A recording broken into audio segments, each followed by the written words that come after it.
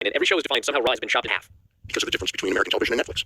But that Netflix debut did extremely well. It sure did. Oh, okay. All those people just quit? Well, but they'll watch all the other shows? Okay.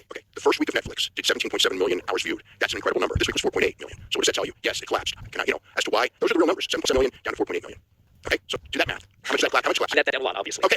No, I'm asking how. Hold on. I do want to make it clear. The 17.7 million was for a 3-hour show, the 4 days 1 hour show. So it's not like if that number ends up being in the 70+% down. It's not down 70%. It's down a little bit less than 70%. I figured out last week was 65%, but this week was down from last week, so it's probably like 66% now from week 1. But it was going to fall from week 1. I mean, the week 1 number was a number that was impossible to maintain, and it fell. It fell. Most of the fall was. You remember, it was falling every week. I think it had 2 straight months of falling. Even the show after the Rumble fell. So it's fall through. Basically through the Cena turn, actually. So the Cena turn jacked up for a little while, and now the Cena turn's not jacking up anymore. What they're doing. They had a big number after Mania, as we expected. A good number the second week after Mania, and then after that it always goes down. And you got the playoffs too. So that was the deal. So it's but this was down 4.7% from last week's show, and last week's show was the all-time record low. So it's another record low, and I don't know if this is the bottom.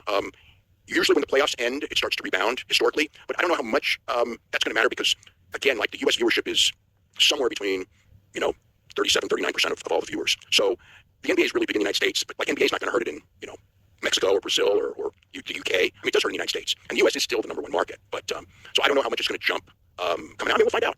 But whatever it is, man, it's like, it actually, these numbers blow my mind with how much I can't even really, can't even ascertain how it could be down so much, but it is. Yeah, I don't trust the numbers.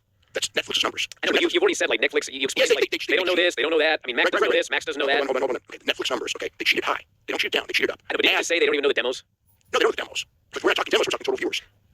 And the other thing is to make it even worse. I mean, it actually could be done in half because, like, again, I just was thinking about, like, me, when I watch Raw normally on television, I would be counted because I fast forward through the commercials. I don't watch it live. I fast forward through the commercials. And I would be counted as about, what's 40 divided by 60? But essentially, about 0.75 viewers. That's what I would be counted on watching it. I know that this last week on Netflix, I would be counted on as 1.55 viewers based on how they determine it because I watched way over 3 hours of the program because I watched it, I ate dinner, I still had it on, I didn't turn it off, but I didn't take notes for the last half hour, so I had to go back to the last half hour, which, by the way, this week when I watched the last half hour, they would not let me skip through the commercials, even with my browser, so they're making sure that some people watch the commercials that aren't watching live. So whatever it was just over 3 hours, and they, the way that they were doing it, they were pretending that the show was hour and 51 minutes. Okay, that's how they were clocking it, which again would mean, and by that would mean that the number of viewers in the entire world that watch live would be 548,000, because we do know that, we can figure that one out, except that they're cheating, I know the number's higher on that, because that's completely ludicrous. That's a completely ludicrous number.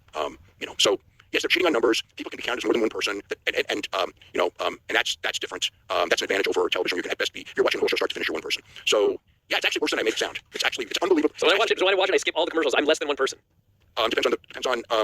Okay, so if you watch it and you watch no commercials, you would be, they're going on an hour 51, and the usual commercial free is about an hour 42, so you'd be like 0.9. But if you were watching on TV, but if you were watching on TV, you'd be like 0.7. Jeez. So depressing. You're still counted more. Yeah, the whole thing is even a full person. Well, you do realize when it comes to these ratings, what's the only important thing is how many people actually watch the commercials. Mm-hmm. That's because the only reason you have ratings is because the people who buy time want to know how many people are watching. And that's why they don't care about like DVR numbers, because you figure people that are watching on DVR skip through it. That's why the live viewing is so important. And that's why Raw and the NBA and the NFL get so much, UFC gets so much money, AEW, is because they're under the impression that people are going to watch it live, and by watching it live, they're going to watch the commercials. It's like on DVR, you're not. So so shows that do real big DVR numbers are not that valuable to advertisers at all. They want the live number. And that's the number that you get live in the same day is the number that you get from Nielsen, when it comes to that. Now when it comes to Netflix, they're giving you the whole week number. So it's like a live plus 7-day number. So that's another thing. And, so that's another difference. But yeah, I know I don't know where the bottom is, but it's funny because it's actually probably lower than my estimates because I can't factor in the people who maybe will go and watch a second time.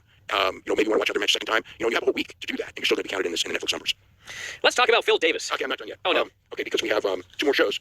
SmackDown number was this one shocked me. So it's 1,383,000 viewers, 0.34, which is essentially what it did last week. But last week it went against a monster NBA game, as well as a lot of other stuff. This was the single easiest week for Friday night broadcasting in forever. I mean, the biggest competition was college softball on ESPN and the UFL, which by the way is doing terrible numbers on Fox.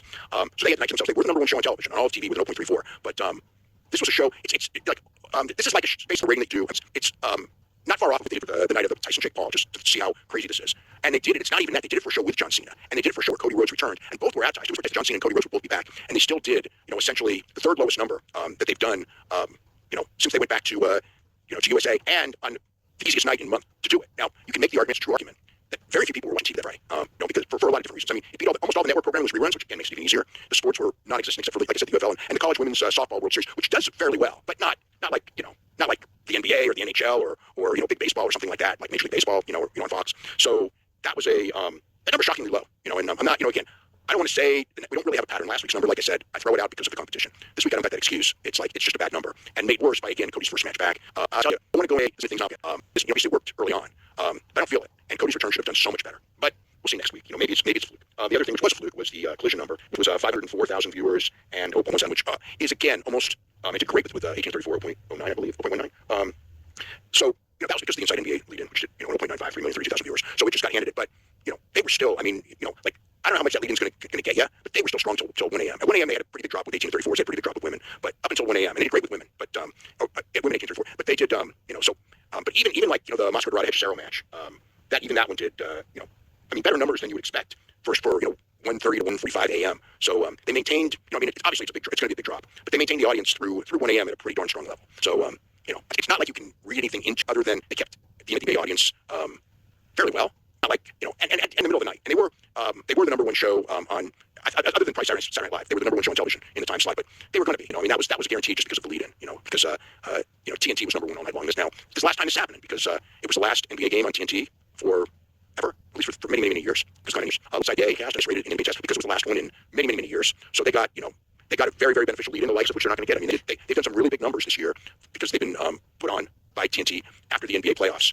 That's not going to happen next year. So there you go. So but I would say overall a pretty good deal. All right, tell us this Phil Davis lawsuit. Okay, so the thing with the Phil Davis lawsuit is this one is interesting because it's very different from the other ones. Number one, it's not going to last like years and years, like the Kung Lee and the Cajun Johnson and Misha Shurkanov's lawsuits against. It's all the same legal people, Eric Kramer and his group, Rob Macy and those guys. So the Phil Davis one is interesting. I talked about Garrett on Friday, but so the gist of the lawsuit is that it is for fighters that are not in the UFC are suing because the UFC's monopolization of the sport has led to an inability for the fighters to fairly get bidders for their services. And one of the things in the lawsuit is that because Phil Davis, basically Phil Davis has won a lot of fights.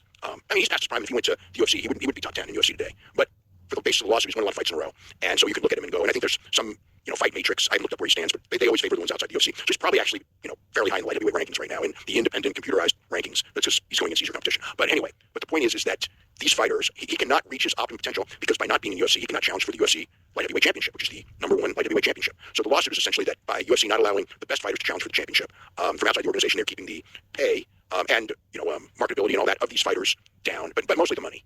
And they're by the nature of their contracts, it's very difficult for other companies to grow because UFC monopolizes the top fighters, which is true. They have a very much most of them. So the basic thing that he's suing for, it's not money, but it is to allow all fighters after 1 year of a contract to have the option to get out of the contract. So if they sign you for a 3-year contract, you, the fighter, is what he's suing for. How WWE can and AEW too, by the way, but WWE can sign you to 3 years, but they can cut you any time. They can cut you 1 year, they can cut you whenever they want. AEW can as well, and rarely does it, but they have done it. They've done it to a couple people. But you, like again, let's just say you're in your WWE contract, right? And it's a 5-year deal. You're there for 5 years, and of course with the, if you get injured, it's even worse. Bryan Danielson had a 3-year contract that lasted 7 years until he could get out of it, and he wanted out of it for years and years and years. He wanted out of it, and he couldn't legally.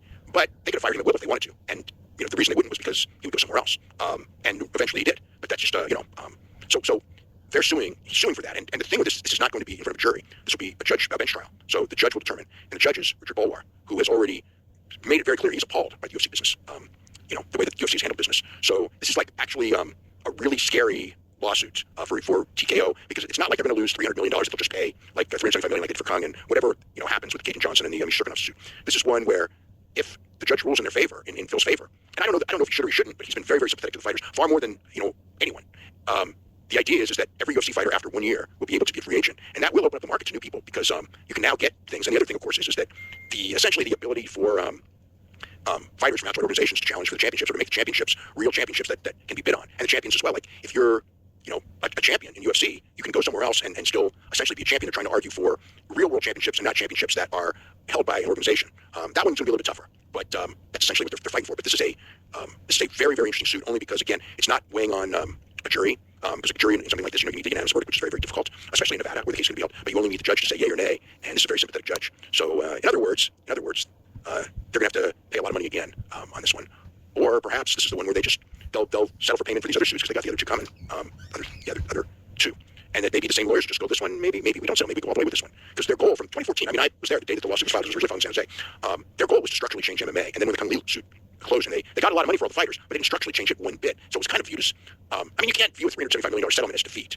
but it was not a win. As much money as the fighters got and as much money as TKO paid, it really was the stockholders considered a win for TKO because it's just a check and their profits are gigantic and nothing's going to change. This one, it's major structural changes to the entire MMA industry. And again, when they're done with that, I wonder, do they come after WWE next? It's a little harder. The one thing with WWE that protects them is that AEW exists. If AEW didn't exist, they'd basically be in the same situation as UFC on all of these things. So, but AEW existing changes that game. Wyatt Hendrickson is signed with Real American Wrestling. Is he aware of this? Why? He doesn't know? No, it's Real American Freestyle. So, Real American Freestyle, yes. Which is the Hogan and Hulk Hogan and Bischoff group. And yeah, he's the guy who beat Cable Stevenson to win the NCAA title. And so coming off of that, I mean, he's a big signing. So yeah, that was announced today. All right, we got a lot of stuff to talk about because Dynamite was 4 hours long. It was 2 hours Dynamite, 2 hours Collision. And they're doing it again next week too, which is like, man, oh my God. Like, 4 hours is like, I really like the show. I liked almost every segment, but it was too long. I mean, like a television show, a wrestling TV show should not be 3 hours. SmackDown's too long at 3, okay? If Raw was 3, when Raw was 3 for all those years, it was too long. 4, I don't care how great a show is. 4 is too long. But I mean, if we go segment by segment, I enjoyed most of the stuff on the show. We had an interview with Will Ospreay, and Will said he never wanted to get in a fight with Swerve, just wanted to try to get everybody on the same page. Says, why don't we just help Hangman win the title, get the belt back from Moxley, and then you guys can kill each other. And so he said last week he asked who the bigger threat was, Moxley or the Death Rider, and he said maybe Swerve is a threat as well. He said, Swerve, you might try to cost Hangman the title. I can't let that happen. And so he challenged him to a fight next week, at which point out came Crew. Yes, and Leo Rush ended up challenging Ospreay for later on in the show. So we got Ospreay versus Leo Rush on this show, and Ospreay Swerve 2 next week in Portland. Yeah, probably Ospreay and Andretti at some point as well. Yeah. Because Andretti jumped him after. He did. Yeah. Not sure that's as big a match as that Swerve match, no, quite frankly. It's just a match. It's just to have a good match on TV, which is kind of like the goal of AEW, is have a whole bunch of good matches on TV. We had Jon Moxley and Mark Briscoe. And the story here is that Mark Briscoe went unconscious last week. His 5-year-old son asked why he quit. He said, son, I didn't quit. But he was so upset about this that he challenged Jon Moxley to a fight, no title on the line, to prove to his son that he could whip this man's ass.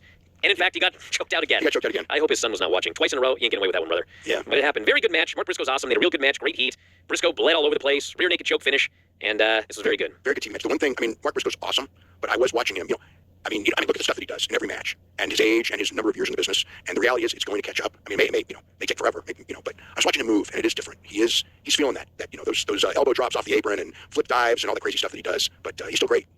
We had Toni Storm and Mina Shirakawa against Julia Hart and Sky Blue. They announced that Mercedes would do commentary, but instead she sat at ringside with dinner and some wine and said nothing.